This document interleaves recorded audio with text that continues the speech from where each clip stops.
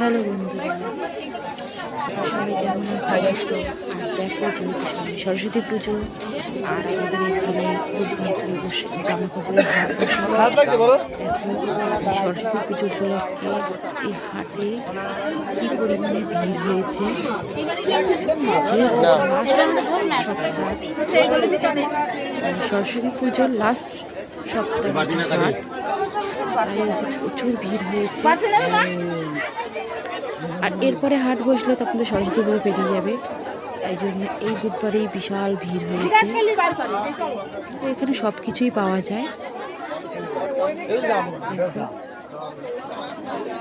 এখানে সব রকম পাইকারি দামে পাওয়া যায় এখানে, আর ভালো ভালো জিনিস পাওয়া যায়। এমনকি মোবাইল কভার থেকে শুরু করে সমস্ত কিছু এখানে পাওয়া যায়। কার কার ভালো লাগছে চলে এসো আমাদের এখানে।